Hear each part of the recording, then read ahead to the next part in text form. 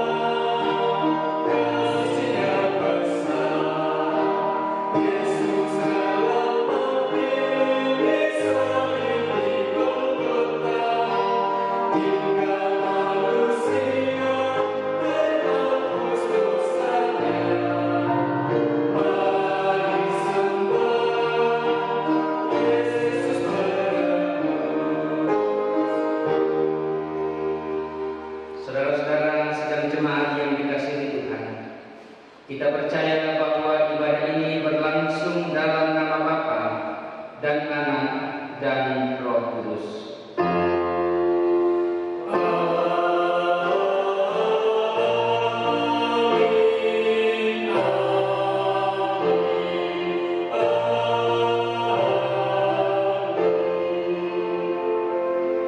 Damai sejahtera menyertai kamu sekalian yang berada dalam Kristus.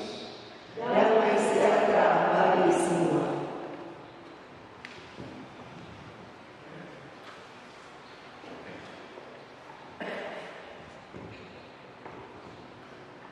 Kita akan membaca Mazmur secara berbalasan dari kitab Mazmur 130 ayat 1 sampai ayatnya yang ke-8.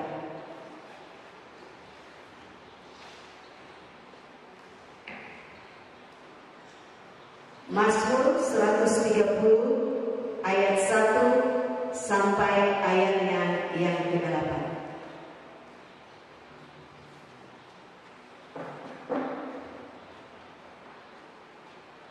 Dari jurang yang dalam aku berseru kepadamu, ya Tuhan. Biarlah telingamu menaruh perhatian jika Engkau, ya Tuhan, mengingat-ingat kesalahan-kesalahan, tetapi padamu ada pengampunan. Aku menanti-nantikan Tuhan, jiwaku menanti-nanti. Jiwaku mengharapkan Tuhan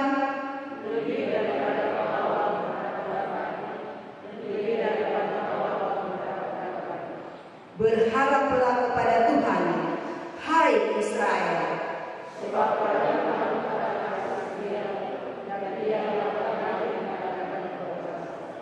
Dialah yang akan membebaskan Israel dari segala kesalahan. Amin. Kita menyanyi dari dukungan duka kelam, ya Tuhanku.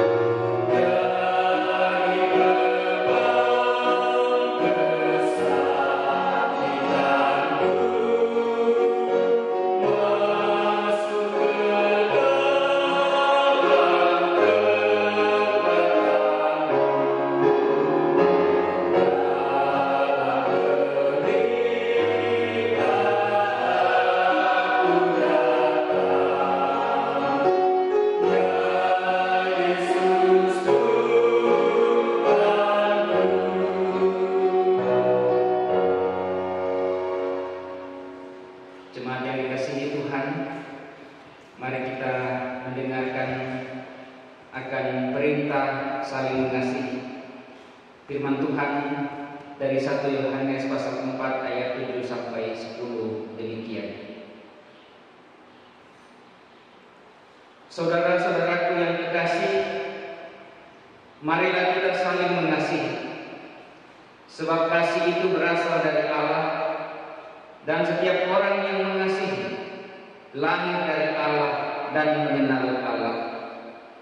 Barang siapa tidak mengasihi, ia tidak mengenal Allah, sebab Allah adalah kasih. Dalam hal inilah kasih Allah dinyatakan di tengah-tengah kita, yaitu bahwa Allah telah mengutus anaknya yang tunggal ke dalam dunia, supaya kita hidup olehnya. Inilah kasih itu, bukan kita yang telah mengasihi Allah, tetapi Allah yang telah mengasihi kita dan yang telah mengutus anaknya sebagai pendamaian bagi dosa-dosa kita. Amin. Yesus Maha Kasih dan Maha Kudus, kasih Tuhan dalam kehidupan kita mau nyatakan lewat nyanyian kasih paling agung dari Tuhan. Dari Tuhan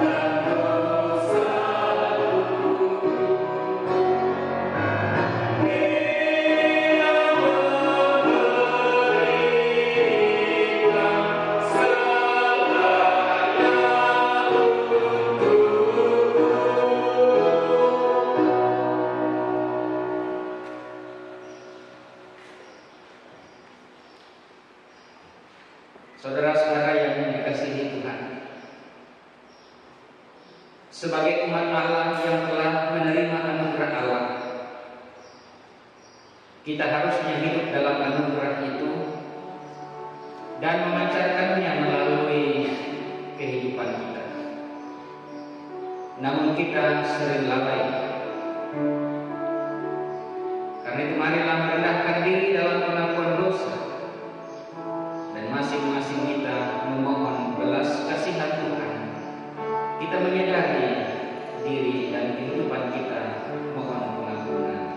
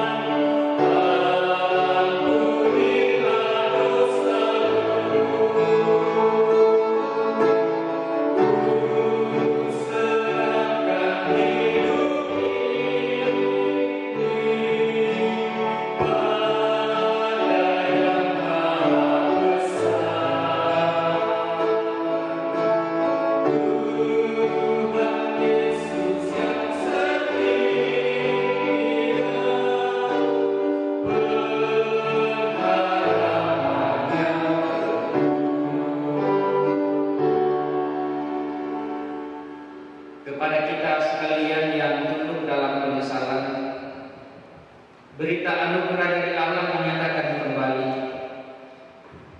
Tuhan adalah penyayang dan pengasih, panjang sabar dan berlimpah kasih setia. Tidak selalu Ia menuntut dan tidak untuk selama-lamanya Ia mendendam. Tidak dilakukannya kepada kita setimpal dengan dosa kita, dan tidak dibalasnya kepada kita setimpal dengan kesalahan kita. Tetapi setinggi langit di atas bumi, demikian besarnya kasih setianya atas orang-orang yang takut akan Dia. Sejauh timur dari barat, demikian dijauhkannya daripada kita pelanggaran kita. Seperti Bapa sayang kepada anak-anaknya, demikian Tuhan sayang kepada orang-orang yang takut akan Dia. Amin. Rasa syukur dapat timbul di hati apabila kita menyadari siapakah kita dan siapakah Tuhan. Pengorbanan Yesus mati di kayu salib sangat mahal harganya. Marilah kita memberikan persembahan syukur. Firman Tuhan mengatakan, siapa yang mempersembahkan syukur sebagai korban, ia memuliakan Aku. Siapa yang jujur jalannya, keselamatan yang dari Allah akan diperlihatkan kepadanya. Mari kita nyatakan syukur kita kepada Tuhan lewat lagu Bila Topan Keras Melanda Hidup.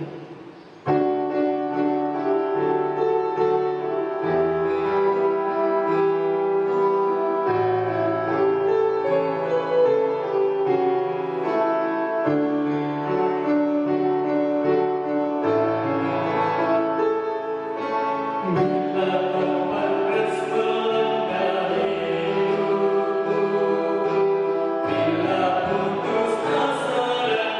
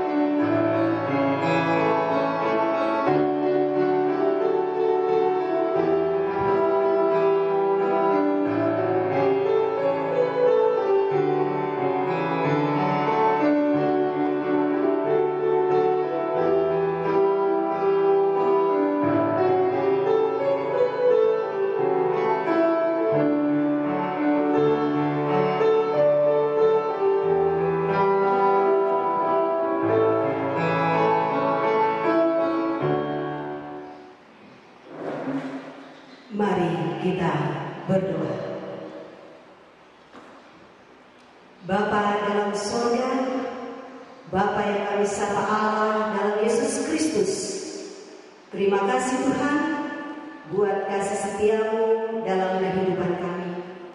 Terima kasih Tuhan bahwa Engkau telah melibatkan kami dalam pelayanan-Mu, dalam memberikan persembahan sebagai ungkapan syukur kami kepadamu. Berkati persembahan ini agar berkenan di hadapan-Mu demi untuk hormat dan kemuliaan nama-Mu. Ini doa syukur kami Tuhan yang kami bawa berhalaskan anak Yesus Kristus adalah Tuhan dan Juru Selamat kami yang hidup. Amin. Kita menyanyi, aku suka membagi pada orang yang tak punya.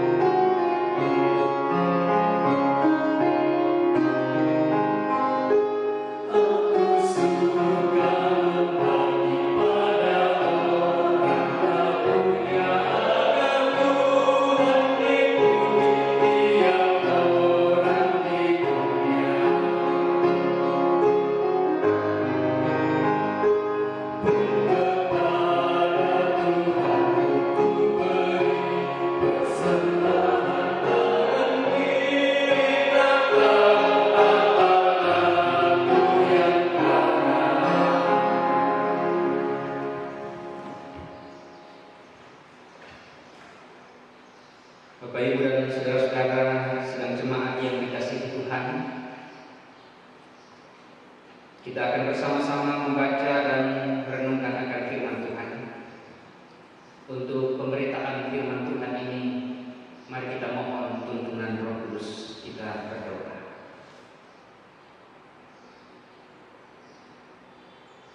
Tuhan, kami menyebut dan memanggil nama-Mu dalam ungkapan syukur atas kehidupan yang Tuhan masih perkenankan,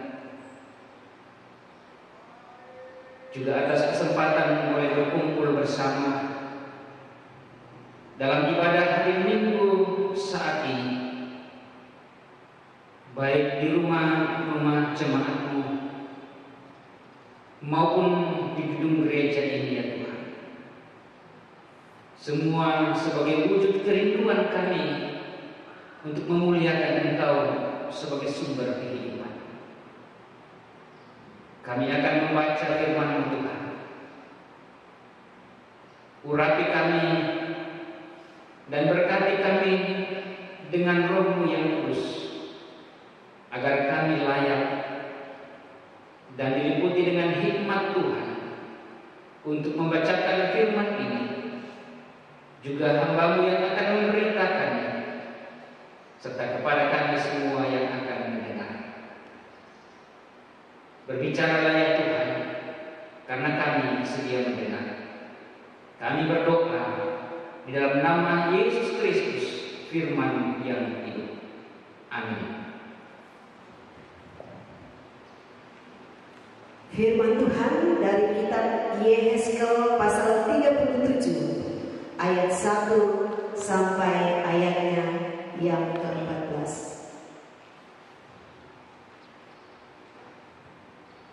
Yehezkel pasal 37 ayat 1 sampai ayatnya yang ke-14.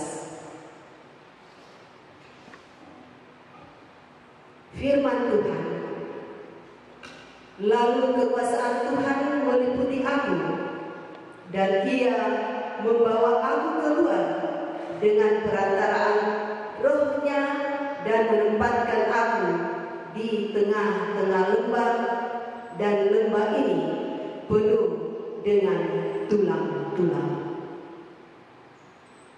Ia membawa aku melihat tulang-tulang itu berkeliling-keliling, dan sungguh amat banyak bertaburan di lembah itu. Lihat, tulang-tulang itu amat kering. Lalu ia berfirman kepadaku, "Hai anak manusia, dapatkah tulang-tulang ini dihidupkan kembali?" Aku menjawab, "Ya Tuhan Allah, Engkaulah yang mengetahui."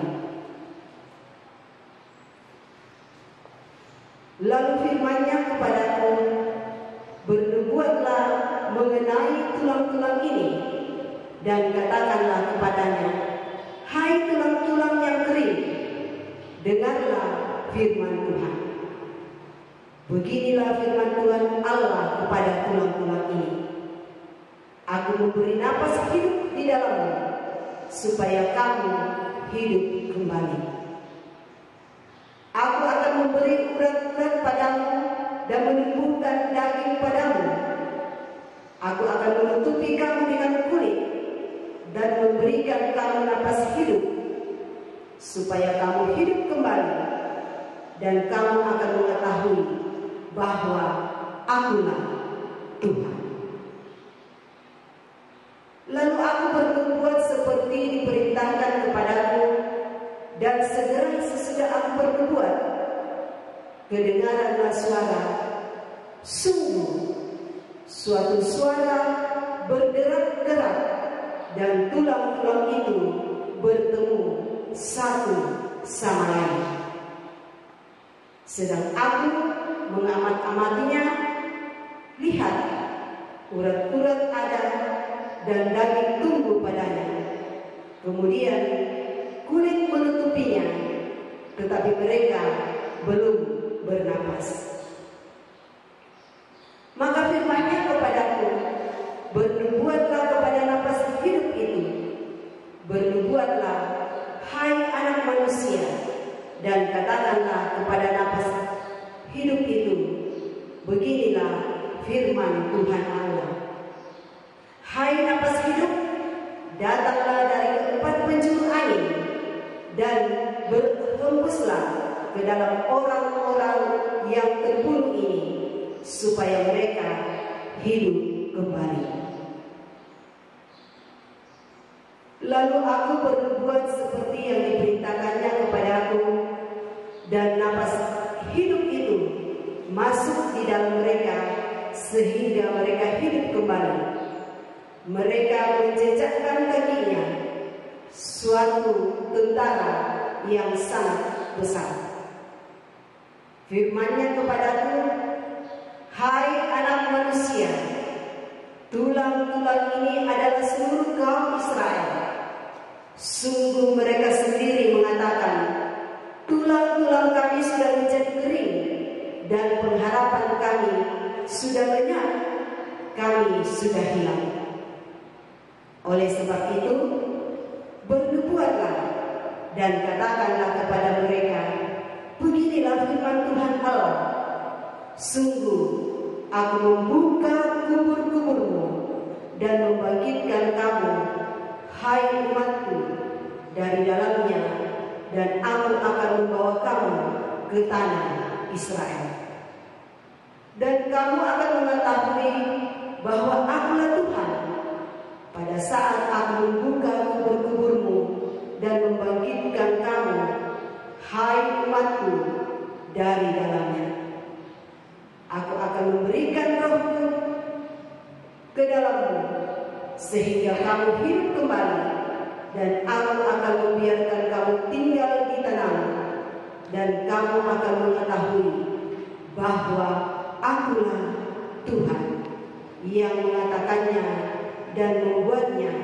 Demikianlah firman Tuhan. Amin. Bacaan kedua dari Roma pasal 8 ayat 1 sampai 11. Roma pasal 8 ayat 1 sampai 11. Hidup oleh Roh. Demikianlah sekarang tidak Kristus Yesus, Roh yang memberi hidup telah memerdekakan kamu dalam Kristus dari hukum dosa dan hukum maut.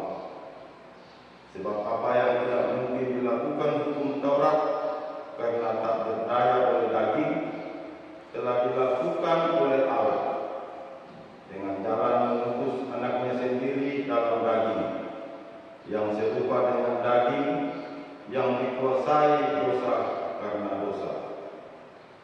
Ia telah menjatuhkan hukuman atas dosa di dalam daging, supaya tuntutan hukum Taurat digenapi di dalam kita, yang tidak hidup menurut daging, tetapi menurut Roh. Sebab mereka yang hidup menurut daging memikirkan hal-hal yang dari daging. Mereka yang hidup menurut Roh memikirkan hal-hal yang dari Roh. Karena keinginan daging adalah maut, tetapi keinginan Roh adalah hidup dan damai sejahtera. Sebab keinginan daging adalah perseteruan terhadap Allah, karena ia tidak takluk kepada hukum Allah. Hal ini memang tidak mungkin baginya. Mereka yang hidup dalam daging tidak mungkin berkenan kepada Allah.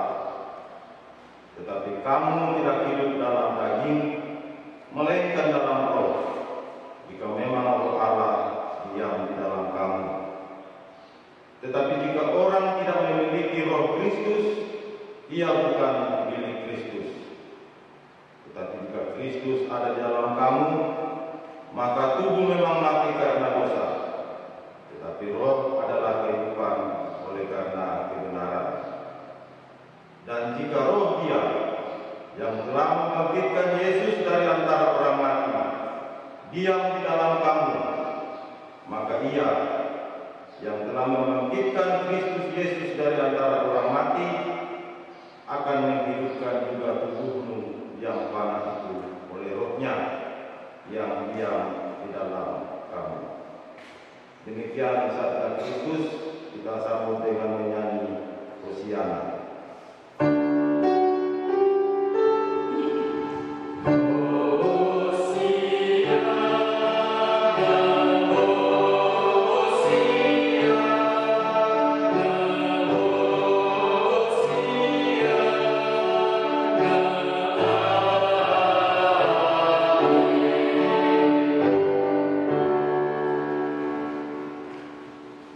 Mari kita mendengarkan Injil Yesus Kristus dari Yohanes pasal 11 ayat 33 sampai 44. Injil Yohanes pasal 11 ayat 33 sampai 44. Demikian Injil Yesus Kristus.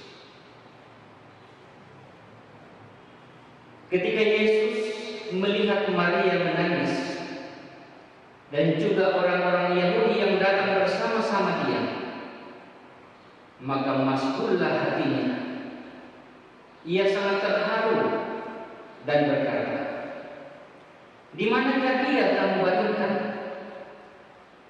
Jawab mereka, "Tuhan, marilah dan lihatlah." Maka menangislah Yesus. Kata orang-orang Yahudi, "Lihatlah betapa kasihnya kepadanya." Tetapi beberapa orang di antaranya berkata, "Ia yang memelekkan mata orang buta, tidak sanggupkah ia bertindak sehingga orang ini tidak mati?" Maka maskullah pula hati Yesus. Lalu ia pergi ke kubur itu. Kubur itu adalah sebuah gua yang ditutup dengan batu. Kata Yesus, "Angkat batu itu." Marta, saudara orang yang meninggal itu, berkata kepadanya, "Tuhan, ia sudah berbau, sebab sudah 4 hari ia mati." Jawab Yesus, "Bukankah sudah kukatakan kepadamu, jikalau engkau percaya, engkau akan melihat kemuliaan Allah?" Maka mereka mengangkat batu itu Lalu Yesus menengadah ke atas dan berkata, Bapa, aku mengucap syukur kepadamu karena Engkau telah mendengarkan aku. Aku tahu bahwa Engkau selalu mendengarkan aku. Tetapi oleh karena orang banyak yang berdiri di sini mengelilingi aku mengatakannya supaya mereka percaya bahwa Engkaulah yang telah mengutus aku. Dan sesudah berkata demikian, berserulah ia dengan suara keras, Lazarus, marilah keluar. Orang yang telah mati itu datang keluar. Kaki dan tangannya masih terikat dengan kain kafan, dan mukanya tertutup dengan kain peluh.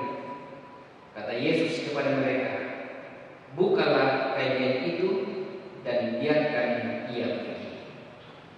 Demikianlah Injil Yesus Kristus. Berbahagialah kita sekalian, kita menyambutnya dengan sukacita. Kurre sumana uang.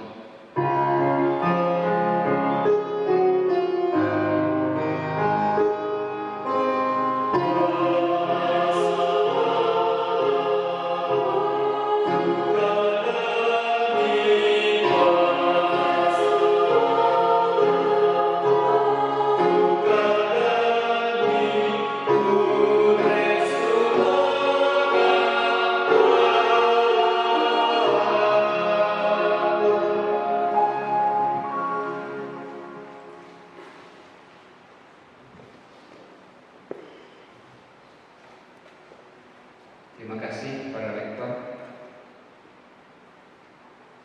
Saudara-saudara sidang jemaat yang dikasihi Tuhan, dari 4 bacaan Alkitab pada hari ini, Minggu Prapaskah yang kelima, Kitab Yehezkiel pasal 37 ayat 1 sampai 14 menjadi bahan utama untuk kita renungkan bersama. Diberi tema dipulihkan dari lembah kehancuran. Dipulihkan dari lembah kehancuran. Saudara-saudara yang dikasihi Tuhan, dari bacaan kita ini ada pertanyaan yang muncul bagi kita terkait dengan tema pemulihan Tuhan. Pertanyaannya adalah, seberapa dan seperti apa hebatnya, luar biasanya karya pemulihan Tuhan yang mau kita ketahui dari peristiwa ini. Seberapa luar biasanya Allah dengan karyanya memberikan pemulihan yang mau diketahui oleh Yehezkiel dan disampaikan kepada semua umat Tuhan. Ketika dengan secara sengaja Yehezkiel diperlihatkan sebuah penglihatan yang luar biasa tentang dihidupkannya kembali tulang-tulang yang kering dan yang berserakan di lembah. Seberapa hebatnya, seberapa luar biasanya pemulihan yang Tuhan mau perlihatkan kepada kita. Saudara-saudara, tentu kita tahu bahwa betapa kisah ini adalah penglihatan yang diberikan kepada Yehezkiel di saat umat Tuhan itu mengalami pembuangan di Babel. Pembuangan di Babel yang sejak sebelumnya dinubuatkan oleh para nabi. Itu disebabkan karena dosa dan pemberontakan umat Tuhan, orang Israel, yang benar-benar telah terjadi. Nubuat yang telah terjadi, yakni pembuangan ke Babel.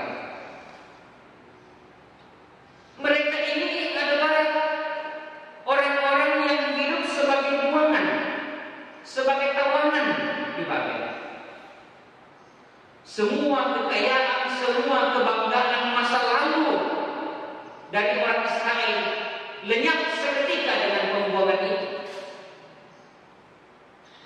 Tanah perjanjian yang disebut sebagai tanah yang berlimpah susu dan madunya kini harus luluh lantah, sunyi, sepi, porak-poranda oleh karena kekalahan mereka dari Nebukadnezar Raja Babel. Tentu yang paling menyedihkan pula bagi orang Israel ialah bait suci yang dibangun pada masa pemerintahan Salomo dengan berton-ton emas juga hancur. Mereka tidak hanya terusir dari tanah mereka, tapi dengan begitu mereka juga kehilangan tempat untuk beribadah, yakni bait suci. Rutinitas orang-orang Israel yang seringkali ke bait suci beribadah musnah dalam sekejap. Dan itu membuat mereka berpikir bagaimana ketika mereka berada di tawanan, sebuah cara baru untuk beribadah ketika mereka berada di pembuangan itu. Kalau Bapak Ibu baca Yehezkiel pasal 8 ayat 1, di situ ada dikatakan bahwa waktu aku duduk di rumahku berhadapan-hadapan dengan tua-tua ini. Ya, dari peristiwa pembuangan itu ada orang mengatakan, penafsir mengatakan bahwa dari situlah muncul sinagoge, tempat ibadah orang Yahudi. Saudara-saudara yang dikasihi Tuhan, kita ini bisa saja menjadi orang-orang yang turut merasakan kesedihan, juga bisa merasakan dalam kondisi sekarang kesedihan banyak orang-orang tua kita di jemaat ini yang tentu merasa kehilangan bagaimana mereka harus beribadah dengan kondisi kita sekarang. Bagi sejumlah orang tua kita yang lansia, yang sekarang ini beribadah di rumah, yang seringkali datang ke gereja setiap hari Minggu, beribadah dalam rumah Tuhan adalah sebuah hal yang mereka telah jalani puluhan tahun lamanya bersama-sama dengan seluruh jemaat. Selama puluhan tahun setiap hari Minggu, batin para lansia kita, para orang tua, dianggap sudah menyatu dengan rumah Tuhan, sehingga banyak di antara mereka yang tentu merasa sedih saat ini tidak bisa beribadah di gedung gereja.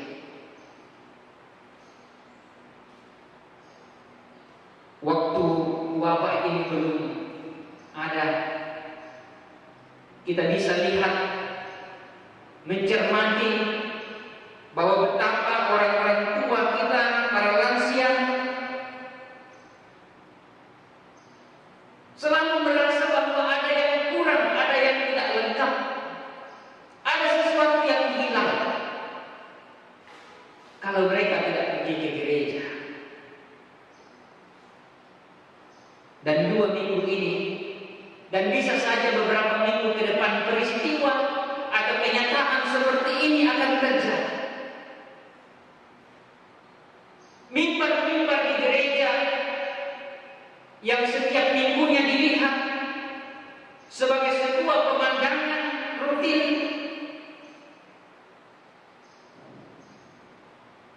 telah perlahan-lahan dengan peristiwa ini tidak mereka lihat lagi secara langsung. Kita lihat orang-orang tua kita betapa luar biasanya, sekalipun kurang sehat, sakit malah, tapi tetap datang ke gereja. Para lansia yang berada di rumah,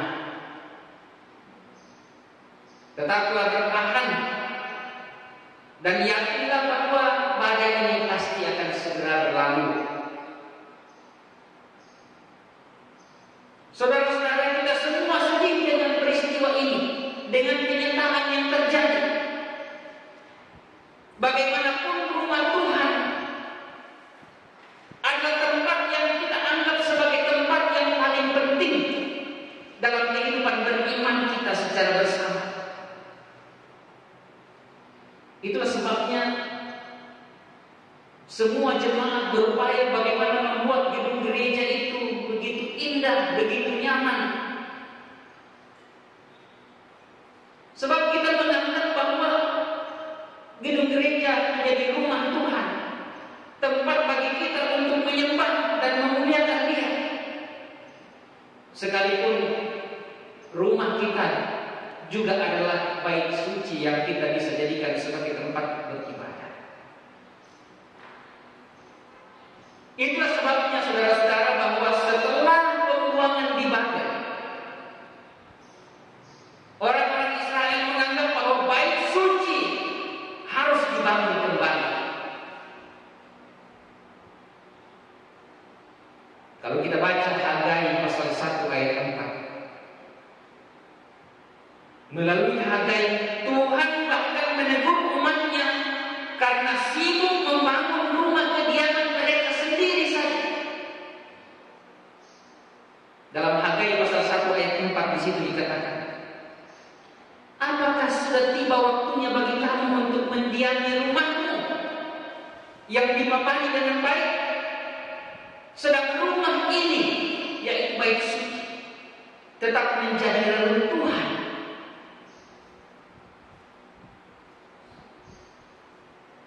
Namun demikian saudara-saudara, jika berefleksi dari kisah pembuangan, masa pembuangan, cukup jelas betapa memang ada sebuah masa yang Tuhan perkenankan terjadi, di mana umat Tuhan harus kehilangan kesempatan beribadah dalam rumah Tuhan. Kalau kita merefleksikan peristiwa kita yang terjadi sekarang, kita belajar bahwa ternyata ada waktu, ada masa di mana Tuhan memperkenankan ini terjadi, di mana umat Tuhan kehilangan kesempatan untuk beribadah dalam rumah. Mengapa?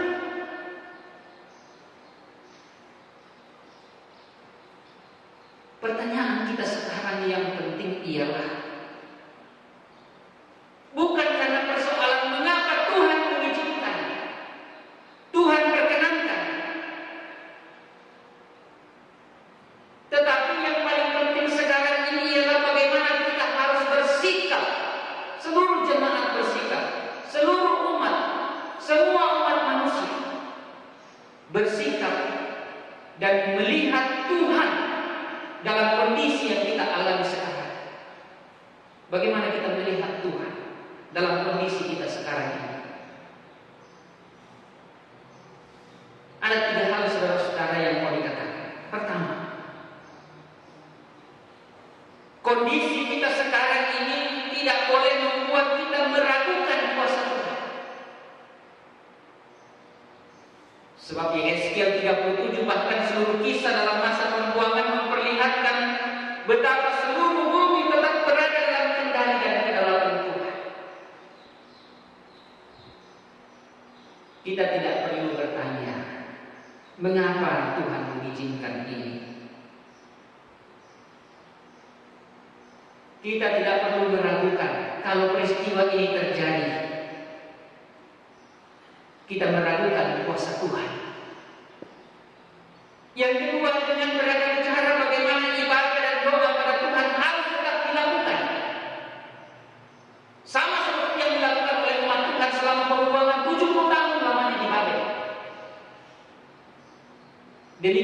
juga sekarang ini. Kita tidak boleh mengeluh. Kita tidak boleh saling mempersalahkan dengan situasi yang ada.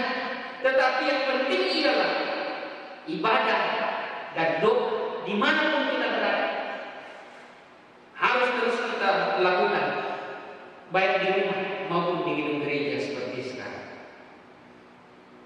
Yang ketiga ialah bagaimana kita melihat pentingnya rumah ibadah. Tidak boleh membuat kita menganggap rumah ibadah itu lebih penting daripada Tuhan itu sendiri. Saya kira ini satu penegasan yang penting bagi kita, bahwa Tuhan jauh lebih penting dari tempat di mana kita beribadah. Dalam Injil Yohanes, Bapak Ibu, Yesus dengan lantang mengatakan kepada orang-orang Yahudi, "Rombak bait Allah ini dan dalam 3 hari aku akan membangunnya kembali."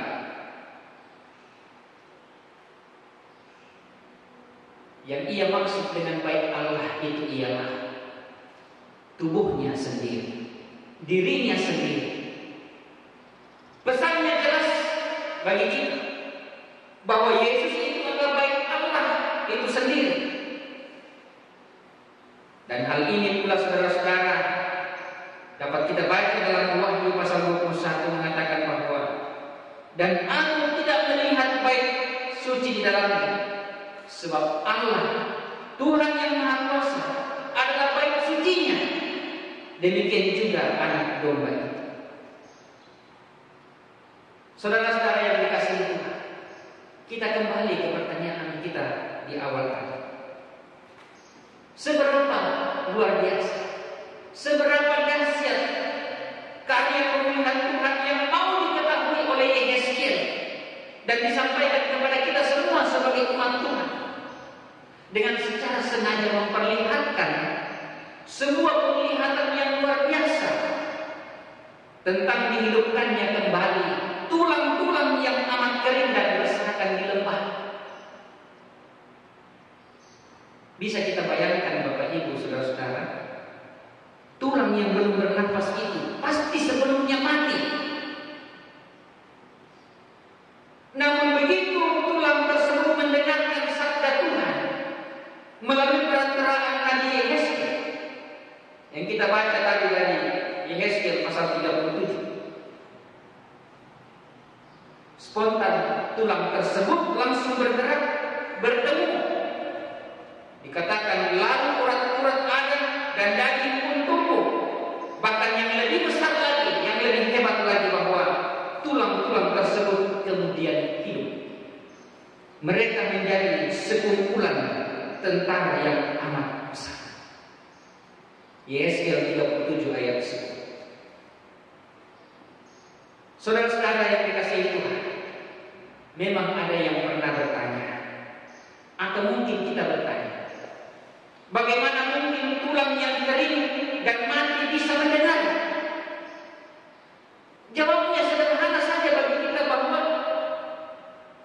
kita tidak bisa menjadikan perspektif kita, sudut pandang kita manusia yang sangat terbatas ini dari sudut pandang Tuhan yang Maha Kuasa yang bisa melakukan segala sesuatu bisa terjadi.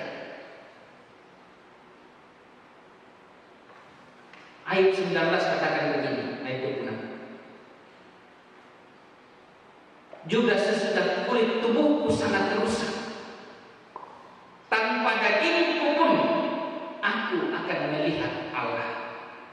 Karena itu tidak ada yang mustahil bagi Tuhan. Karena itu ketika tulang-tulang yang kering dan mati berserakan di lembah dan dihidupkan kembali menjadi sebuah kumpulan tentara yang besar, maka satu pesan penting yang Tuhan mau kita ketahui ialah bahwa serusak apapun, sehancur apapun hidup kita, seporak-poranda apapun kehidupan kita, sekuatir bagaimanapun kita sekarang, setakut bagaimanapun kita sekarang, pesannya mau disampaikan ialah tidak ada satu hal pun yang bisa menghalangi Tuhan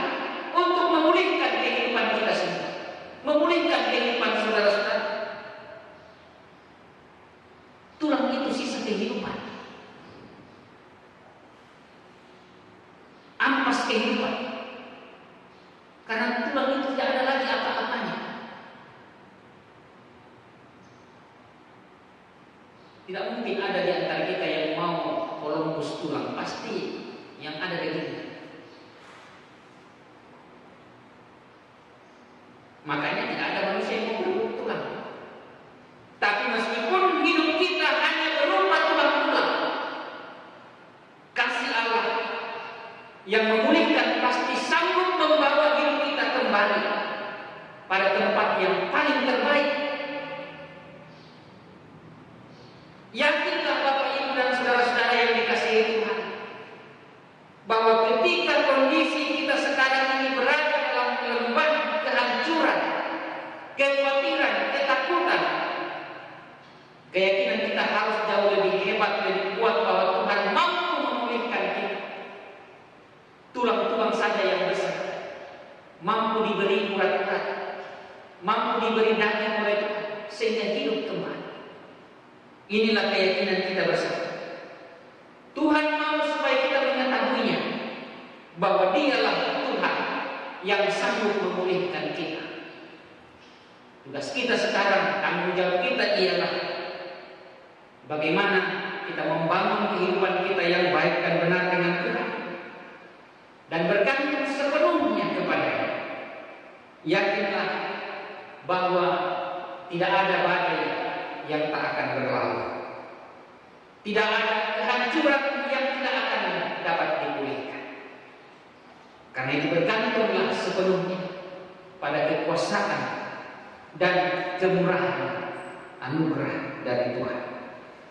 Ini firman Tuhan yang kita renungkan pada hari ini. Kiranya boleh menjadi kekuatan bagi saudara-saudara sekalian yang mendengarkan firman Tuhan ini. Terpujilah Yesus Kristus. Amin.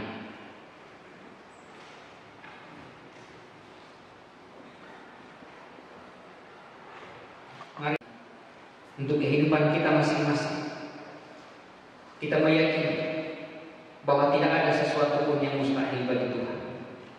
Dia sanggup memulihkan kita, membawa kita kembali dari kehancuran, dari kekhawatiran, dari ketakutan, dan dari sakit penyakit yang sedang melanda kehidupan umat manusia.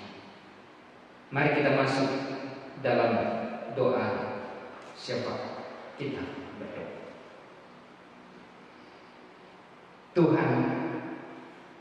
Tuhan tempat kami menggantungkan seluruh kehidupan kami Padamu pada hari ini Tuhan. Kami menghampiri kekudusan-Mu, membawa seluruh kehidupan kami dalam topangan-Mu, dalam rancangan-Mu sendiri ya Tuhan.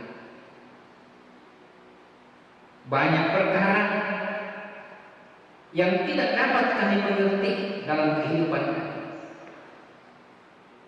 karena kemampuan akal dan pikiran kami sangat terbatas. Tetapi satu perkara yang kami tahu,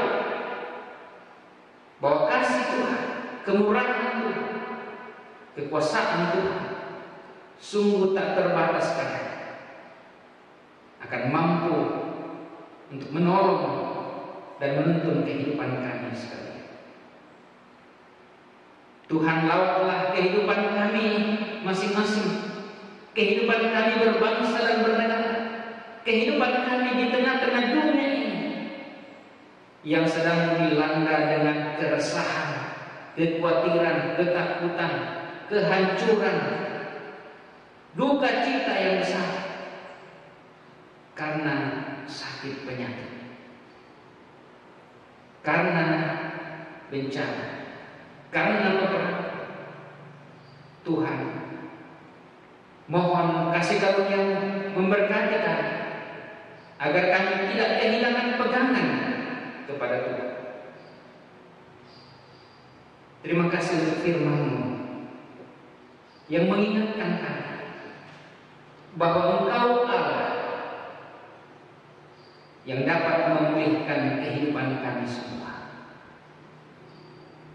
Kami percaya bahwa dalam waktu yang Tuhan tetapkan sendiri, badai ini, keresahan ini, akan segera berlalu. Ya Bapa di sorga, kami berdoa untuk seluruh jemaat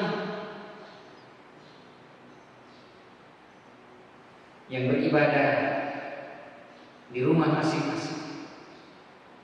Tuhan kasihi, Tuhan lindungi mereka, dan semangat beribadah tetap dihidupkan dalam kehidupan mereka.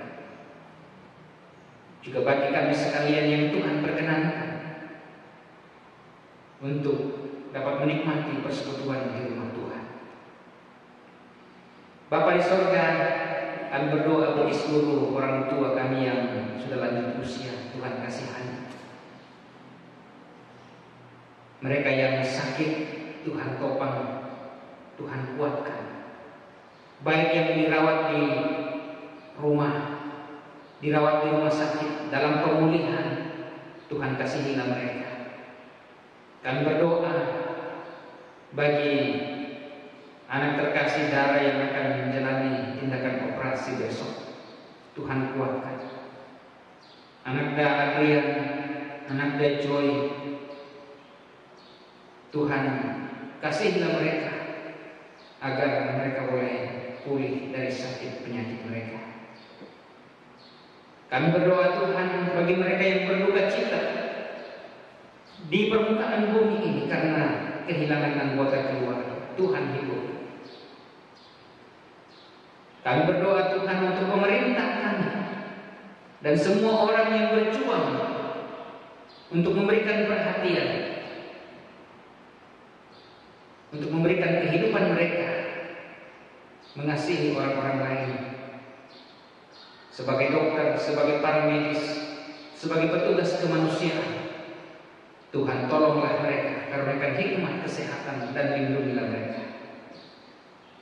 Dan berdoa untuk lembaga-lembaga gereja sebagai pengambil kebijakan di tengah-tengah umat, baik persekutuan gereja di Indonesia, badan pekerja sinode gereja Toraja.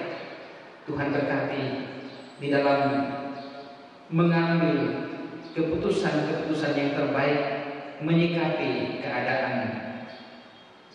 Bapa di sorga, berkati juga kami majelis jemaat di sini dalam mengangkat pelayanan kami, bahkan seluruh anggota jemaat. Kami bersyukur Tuhan pada seluruh jemaat yang boleh Tuhan karuniakan berkat berupa pertambahan umur, kepulihan dari sakit, ditolong dalam berbagai keadaan, dan berbagai rasa syukur jemaat sempurnakan.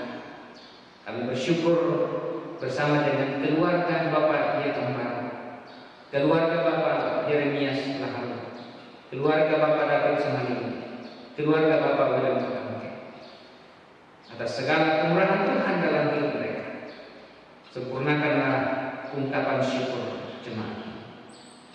Ya Bapa di sorga, kami berdoa untuk seluruh jemaat dalam kehidupan masing-masing yang harus tinggal di rumah. Tuhan, topanglah kami agar kami terus bertahan, dan segala usaha, segala jenis pekerjaan, segala kesibukan, walaupun harus terhenti karena keadaan, tetapi kami tidak akan pernah kehilangan berkat dari Tuhan. Kami percaya bahwa berkat Tuhan tidak akan pernah tertukar. Berkat Tuhan tidak dapat dihalangi oleh apapun dalam kehidupan kami. Terima kasih Bapa di sorga. Kami akan pulang nantinya Tuhan untuk dan sertai kami. Inilah doa syafaat kami Tuhan, yang kami bawa dan sampaikan kepadamu dalam nama Yesus Kristus Tuhan dan Juru Selamat kami yang hidup. Dan Tuhan yang sudah mengajak kami doa bersama demikian. Bapa kami yang di sorga, dikuduskan namamu. Datanglah kerajaan-Mu, jadilah kehendak-Mu di bumi seperti di sorga. Berikanlah kami pada hari ini makanan kami yang secukupnya, dan ampunilah kami akan kesalahan kami, seperti kami juga mengampuni orang yang bersalah kepada kami.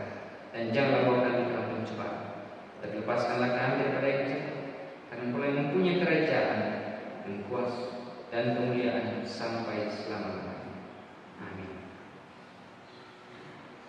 Saudara-saudara yang kekasih dalam Tuhan, kita akan kembali di tengah-tengah kehidupan kita. Firman Tuhan sudah menguatkan kita, dan persekutuan kita dengan Tuhan telah membawa kita untuk menuju kepada kehidupan yang baru.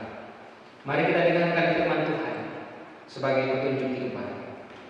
Jadi saudara-saudara, kita adalah orang-orang berhutang, tapi bukan kepada daging, supaya hidup menurut daging. Sebab jika kamu hidup menurut daging, kamu akan mati. Tapi jika oleh Roh kamu mematikan perbuatan-perbuatan tubuhmu, kamu akan hidup. Amin. Di badai topan dunia.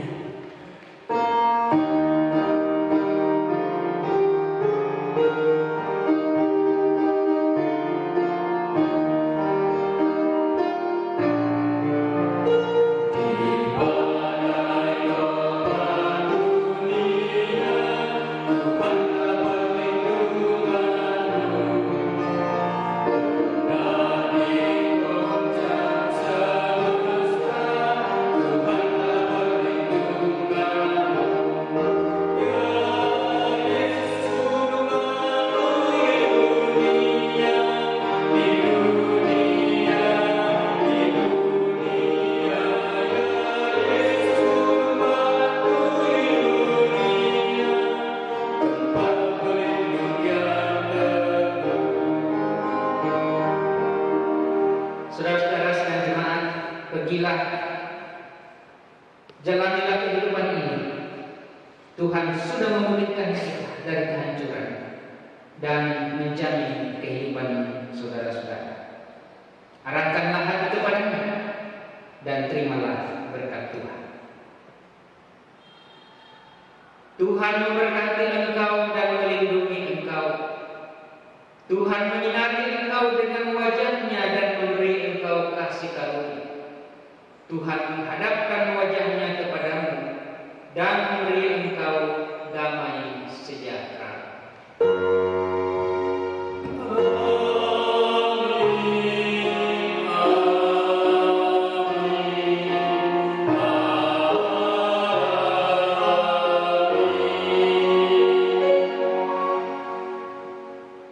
Yesus ingin mata hati kita tertuju pada kehadirannya di sepanjang kehidupan. Ia ingin agar semakin hari kita makin mengenalnya sebagai sumber kehidupan kita. Janganlah kita takut, karena kita meyakini bahwa seluruh hidup dan kehidupan kita adalah di dalam tangan Tuhan. Mari kita menyerahkan seluruh hidup kita. Kita menyanyi, ku berserah kepada Allah.